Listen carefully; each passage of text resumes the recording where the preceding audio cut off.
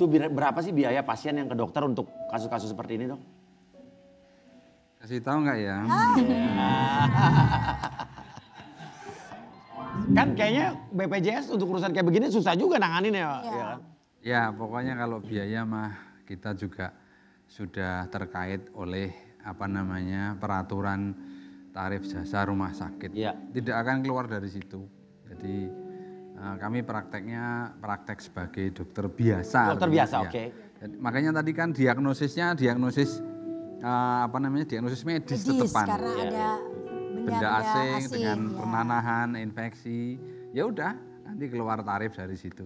Kalau BPJS ya BPJS nggak masalah. Karena kan memang ada bedahnya, ada benar-benar medisnya. Iya. Dan saya berusaha kepengen mengajak sejawat-sejawat dokter untuk care tadi itu, empati dan seterusnya. Karena variasinya itu macam-macam. Maksudnya ada yang datang dengan keluhan kayak epilepsi, tahu ya epilepsi? Ya, kejang-kejang. Iya, kami pernah dapat kasus seperti itu. Begitu kita ruqyah dia terus teriak-teriak, ternyata itu yang sawah ambil, itu yang rumah ambil. Ternyata ini soal pembagian warisan. Jadi yang saudara-saudara merasa ini kok dikasih paling banyak terus disantet sama saudara-saudaranya. Itu terjadi. Kejam ya, Dok, kayak orang-orang kayak gitu nggak punya hati gitu ya. Iya, makanya kayak aku bilang mereka tuh nggak mikir untuk nanti kehidupan, mereka tuh pasti akan meninggal. Dan orang-orang kayak gitu udah neraka, Dok, ya biasanya, ya Dok. pasti, Iya kan? pasti. Ngapain lu jadi gitu nanti lo masuk neraka tersiksa ya kan? Namun yang membuat dokter ini unik adalah caranya. Kan dokter akhirnya selain medis juga melakukan ruqyah. Awal pemikiran akhir ruqyah itu gimana, Dok? Belajar atau? Ya justru setelah beliau 3 kali operasi, mosok saya mau operasi terus. Enak enggak sih? Operasi terus enak enggak? Iya, enggak lah, Dok. Enak dong. Kan dapat jasa. Ya.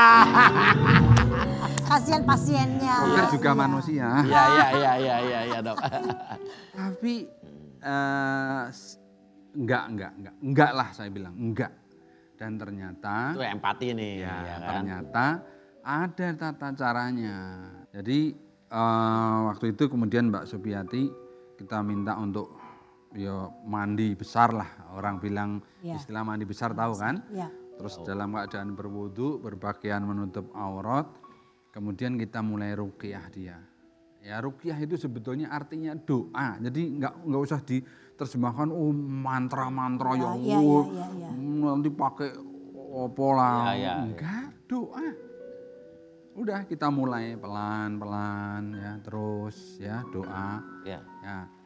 Ya udah akhirnya ngefek, bereaksi. Kadang-kadang teriak-teriak.